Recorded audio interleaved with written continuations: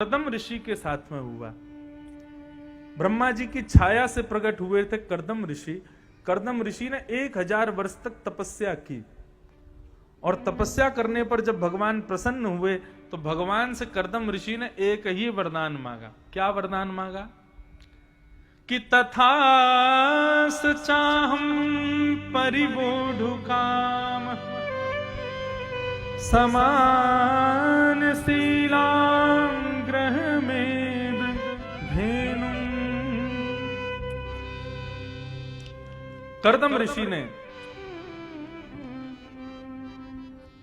1000 वर्ष तक तपस्या की और तपस्या के पश्चात जब ठाकुर जी प्रकट हुए तब उनसे क्या मांग रहे हैं कि तथास चाहम परिवोढु काम समान शीलाम ग्रह में धेनुम उपेयवान मूल मशेष मूलम दुराशय काम दुदांग्रि पश्य। बहुत ध्यान से सुनना। ठाकुर जी से प्रार्थना करके लोग दुनिया भर की वस्तु मांगते हैं, वैसे चाहिए क्या? ठाकुर जी से जीवन संगी अच्छा मांगो। कर्दम ऋषि ने बहुत अच्छी बात कही है। 1000 वर्ष तक तपस्या की और तपस्या के बाद जब भगवान प्रसन्न होकर प्रकट हो गए तब कर्दम ऋषि से बोले कुछ मांगो। तो कर्दम ऋषि कहते हैं भगवान इस 1000 वर्ष की तपस्या के फल में मैं एक ही चीज मांगना चाहता हूं। क्या? ऐसी जीवन संगनी मुझको प्राप्त हो जो मेरे समान आपकी भक्ति करती हो, जो मेरे समान आपकी सेवा निष्ठता रखती हो, और सबसे बड़ी बात क्या कहते हैं? बोले कि जो आप जैसे सुंदर ठाकुर जी जैसे सुंदर बालक को जन्म देवे ऐसी पत्नी से मेरा विवाह हो जाए। भगवान इतने प्रसन्न हुए कर्दम ऋषि पर कि प्रसन्नता के कारण ठाकुर जी के नेत्रों से बिंदु गिरने लगे, मतलब अश्रु आ गए।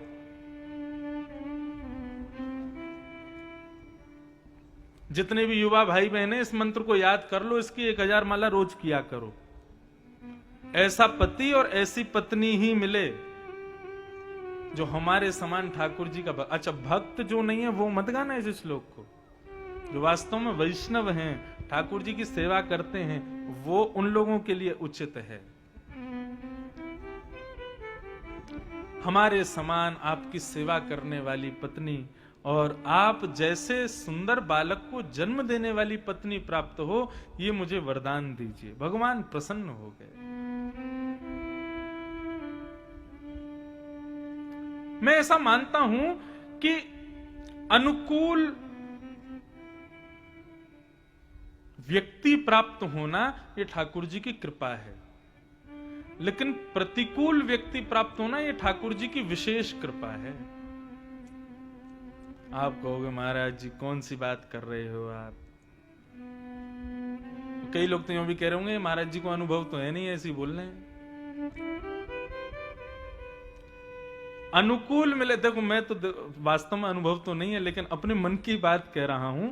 अनुकूल वस्तु जब मिलती है ना, तो अनुकूल वस्तु के प्रति हमारा मनोभाव कुछ ज्यादा ही, लगान हमारी कुछ ज्यादा हो जाती है उसके प्रति, और फिर वो लगाव हमारा ठाकुर जी से नहीं रह पाता। लेकिन जब प्रतिकूल वस्तु प्राप्त होती है, हमारे मन के अनुसार नहीं है, ऐसी वस्तु जब हमें प्राप्त होती है, तो उसके प्रति जो हमारा भाव है वो इतना ज्यादा बन नहीं पाता, ठाकुर जी के प्रति ज्यादा भाव लगा रहता है। इसलिए प्रतिकूल मिले तो अति कृपा, अनुकूल मिले तो कृपा। लेकिन ये एक विनोद की बात समझ करके आप मान लीजिए, वास्तविकता तो ये है कि यदि हम भक्त हैं तो हमारा जीवन संगी भी हमारे समान भक्त मिले बस।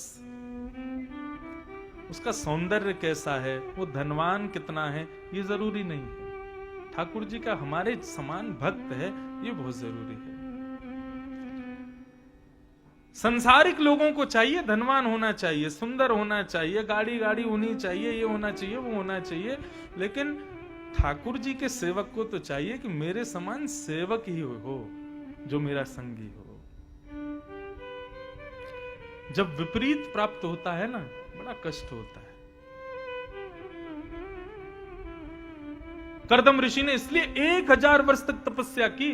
भगवान तो बैठ करके वहीं पर इतने आनंदित हो गए कर्दम ऋषि पर, बोले मैंने ये नहीं विचार किया था कि कर्दम ऐसा वरदान भी कोई मांग सकता है, मुझे बहुत प्रसन्नता है। अब देखो, परसों स्वयंभू मनु अपनी बेटी लेकर के आएंगे और देवभूति से तुम्हारा विवाह कर देंगे, बहुत सुंदर है, तुम्हारे समान है। और ये वरदान तो तुमने मांगा, मैंने तुमको दे दिया। अब एक वरदान मैं अपनी तरफ से दे रहा हूं फ्री में, और वो क्या है कि तुम्हारे यहां पुत्र के रूप में कोई और नहीं आएगा, मैं ही जन्म लूंगा, मैं ही तुम्हारा पुत्र बन के आऊंगा। कर्दम ऋषि तो नाचने लगे। ठाकुर जी से वरदान मांगना है तो भक्ति का मांगो। आपको पता है, नंद बाबा और यशोदा ने पुत्र की कामना की थी, लेकिन पुत्र की कामना इसलिए नहीं की थी हमारा व्यापार संभालने वाला पुत्र हो, हमारे वंश को बढ़ाने वाला पुत्र हो, हमारी चिता में अग्नि लगा करके हमको तर्पण देने वाला पुत्र हो। इस कामना से पुत्र की कामना नहीं की थी नंद बाबा और यशोदा ने। आप सुन के हैरान हो जाएंगे, नंद बाबा यशोदा क्या कहते हैं, बोले विष्णु आराधनार्थाय, हे ठाकुर जी हमको पुत्र चाहिए, लेकिन किस लिए चाहिए, हमारी 9 लाख गैया हैं, इन गैयाओं को चराने वाला पुत्र चाहिए। हमारे यहाँ नित्य संत आते हैं, उन संतों को भोजन कराने वाला पुत्र चाहिए। हमारे शालिग्राम भगवान हैं, हमारे बाद उनकी सेवा करने वाला पुत्र चाहिए। कहीं पर भी नंद बाबा यशोदा ने यह नहीं कहा कि हमको पुत्र हमारे वैभव को बढ़ाने वाला, हमारे वंश को बढ़ाने वाला, इन सब चीजों के लिए पुत्र चाहिए ना। गौ, ब्राह्मण, संत सेवा के लिए जब पुत्र की कामना की, भगवान कृष्ण स्वयं आ गए। बोले भैया गौ, ब्राह्मण, संत सेवा तो मुझसे बढ़िया कोई नहीं कर सकता, इसके लिए तो मैं ही आऊंगा। भगवान से सब कहते हैं मांगना बुरा है, मांगना संसारिक वस्तु बुरी है, लेकिन यदि वही वस्तु यदि ठाकुर जी की सेवा के निमित्त मांगी जाए उसमें कोई दोष नहीं है। पुत्र की कामना करो, लेकिन ठाकुर जी की सेवा की कामना से करो। पत्नी की कामना करो, लेकिन किस कामना से, कि हे ठाकुर जी ऐसी पत्नी मिले जो आपकी सेवा करने वाली हो। पति की कामना करो, लेकिन ठाकुर जी के भक्त के रूप में, तो फिर ठाकुर जी ऐसा निकाल के लाएंगे महाराज की आनंद हो जाएगा जीवन में।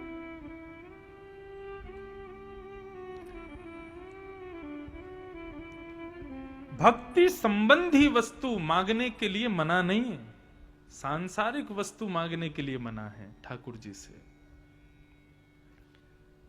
कितना सहज है, कुछ भी मांगो लेकिन भक्ति संबंधी मांगो, वो कल्याणकारी होगी, वो जीवन उपयोगी होगी।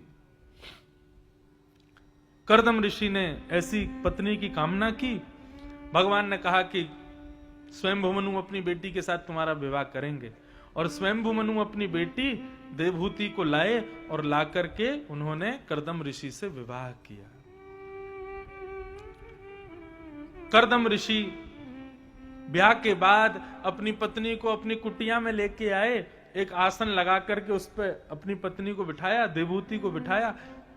देवभूति परम सुंदरी थी, उनकी सुंदरता को देखते देखते देखते देखते कर्दम ऋषि समाधिस्थ हो गए।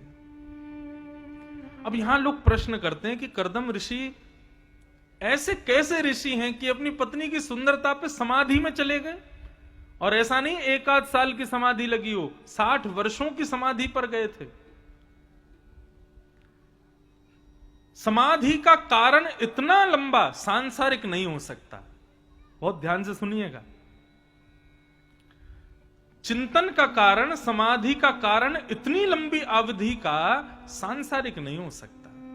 60 वर्षों की समाधि में गए कर्दम ऋषि, वो केवल अपनी पत्नी के सौंदर्य को देख करके समाधिस्थ हुए होंगे, मैं ये बात स्वीकार नहीं करता। मेरे मन में तो ऐसा भाव आता है कर्दम ऋषि ये सोच रहे होंगे, ये उस सुंदरता की सिंधु की बिंदु इतनी सुंदर है, वो सिंधु कितना सुंदर होगा, उस सिंधु पर राज करने वाले श्याम सुंदर कितने सुंदर होंगे, और वो श्याम सुंदर जिन किशोरी जी के लिए लालायित रहते हैं वो किशोरी जी कितनी सुंदर होंगी। इस भाव गम्य में जाकर के समाधिस्थ हुए होंगे कर्दम ऋषि।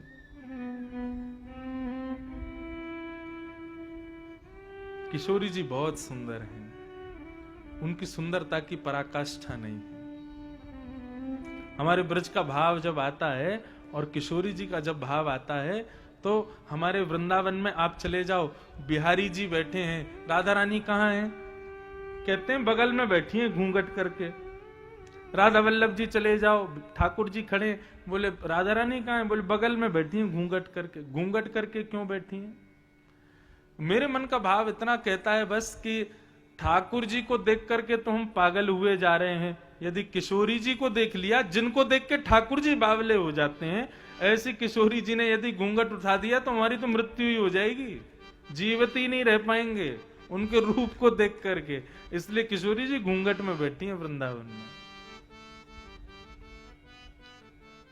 आहा, हे मन भूल मत जइयो राधा रानी के चरण, मन भूल मत जइयो राधा, मन भूल मत जइयो श्यामा प्यारी के चरण, मन भूल मत जइयो श्यामा प्यारी के चरण। हो राधा रानी के चरण, श्यामा प्यारी के चरण, राधा रानी के चरण, श्यामा प्यारी के चरण, राधा रानी के चरण, महारानी के चरण, रानी के चरण, महारानी के चरण। मेरे मन भूल मत जइयो श्यामा प्यारी के चरण, मन भूल मत जइयो श्यामा प्यारी के चरण। मेरे मन भूल मत जइयो राधा रानी के चरण, मन भूल मत जइयो श्यामा कैसी प्यारी है? के चरण। ओ वृषभानु की किशोरी, वो तो गैया होते भोरी, वृषभानु की किशोरी वो तो गैया होते भोरी। वृषभानु की किशोरी, वो तो गैया होते भोरी, वृषभानु की किशोरी वो तो गैया होते भोरी। ओ प्रीत जान के हूँ थोड़ी तो है राखेगी शरण, प्रीत जान के हूँ थोड़ी तो है रात की शरण। मेरे मन भूल मत जइयो राधा रानी के चरण, मन भूल मत जइयो राधा रानी के चरण। ओ राधा रानी के चरण, श्यामा प्यारी के चरण, राधा रानी के चरण, महारानी के चरण। राधा रानी के चरण, श्यामा प्यारी के चरण, राधा रानी के चरण, श्यामा प्यारी के चरण। मेरे मन भूल मत जइयो राधा रानी के चरण, मन भूल मत जइयो राधा रानी के चरण। मेरे मन भूल मत जइयो राधा रानी के चरण, भूल मत जइयो राधा। श्री राधा रानी की।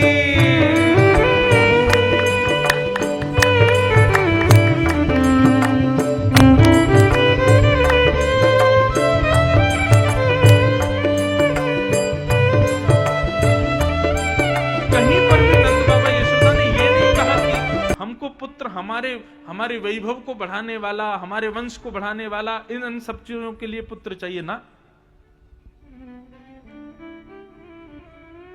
गौ ब्राह्मण संत सेवा के लिए जब पुत्र की कामना की, भगवान कृष्ण स्वयं आ गए, बोले भैया गौ ब्राह्मण संत सेवा तो मुझसे बढ़िया कोई नहीं कर सकता, इसके लिए तो मैं ही आऊंगा।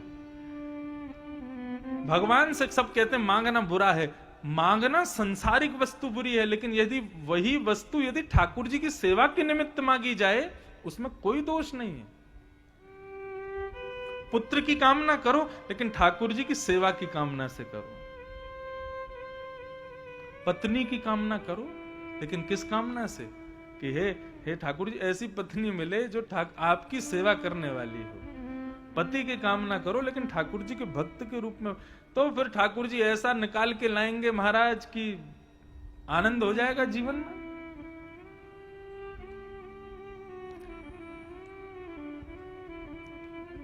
भक्ति संबंधी वस्तु मांगने के लिए मना नहीं है, सांसारिक वस्तु मांगने के लिए मना है ठाकुर जी से। कितना सहज है, कुछ भी मांगो लेकिन भक्ति संबंधी मांगो, वो कल्याणकारी होगी, वो जीवन उपयोगी होगी। कर्दम ऋषि ने ऐसी पत्नी की कामना की। भगवान ने कहा कि स्वयंभू मनु अपनी बेटी के साथ तुम्हारा विवाह करेंगे, और स्वयंभू मनु अपनी बेटी देवहूति को लाए और लाकर के उन्होंने कर्दम ऋषि से विवाह किया। कर्दम ऋषि ब्याह के बाद अपनी पत्नी को अपनी कुटिया में लेके आए, एक आसन लगा करके उस पर अपनी पत्नी को बिठाया, देवहूति को बिठाया। देवहूति परम सुंदरी थी। उनकी सुंदरता को देखते देखते देखते देखते कर्दम ऋषि समाधिस्थ हो गए। अब यहां लोग प्रश्न करते हैं कि कर्दम ऋषि ऐसे कैसे ऋषि हैं कि अपनी पत्नी की सुंदरता पे समाधि में चले गए। और ऐसा नहीं एक आध साल की समाधि लगी हो, 60 वर्षों की समाधि पर गए थे। समाधि का कारण इतना लंबा सांसारिक नहीं हो सकता, बहुत ध्यान से सुनिएगा। चिंतन का कारण, समाधि का कारण इतनी लंबी अवधि का सांसारिक नहीं हो सकता। 60 वर्षों की समाधि में गए कर्दम ऋषि। वो केवल अपनी पत्नी के सौंदर्य को देख करके समाधिस्थ हुए होंगे, मैं ये बात स्वीकार नहीं करता। मेरे मन में तो ऐसा भाव आता है कर्दम ऋषि ये सोच रहे होंगे ये उस सुंदरता की सिंधु की बिंदु इतनी सुंदर है, वो सिंधु कितना सुंदर होगा, उस सिंधु पर राज करने वाले श्याम सुंदर कितने सुंदर होंगे, और वो श्याम सुंदर जिन किशोरी जी के लिए लालायित रहते हैं वो किशोरी जी कितनी सुंदर होंगी। इस भाव गम्य में जाकर के समाधिस्थ हुए होंगे कर्दम ऋषि।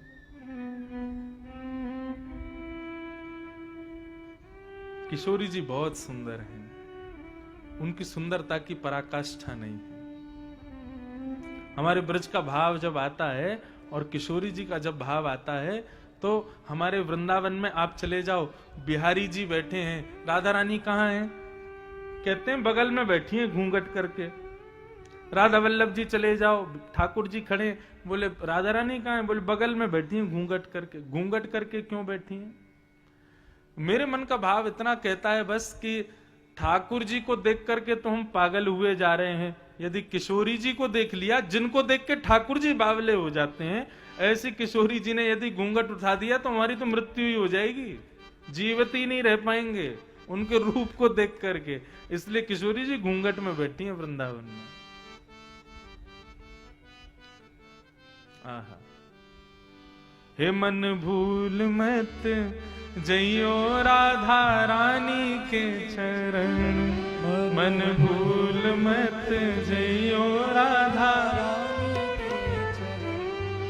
मन भूल मत जइयो श्यामा प्यारी के चरण, मन भूल मत जइयो श्यामा प्यारी के चरण। हो राधा रानी के चरण, श्यामा प्यारी के चरण, राधा रानी के चरण, श्यामा प्यारी के चरण, राधा रानी के चरण, महारानी के चरण, रानी के चरण, महारानी के चरण। मेरे मन भूल मत जइयो श्यामा प्यारी के चरण, मन भूल मत जइयो श्यामा प्यारी के चरण। मेरे मन भूल मत जइयो राधा रानी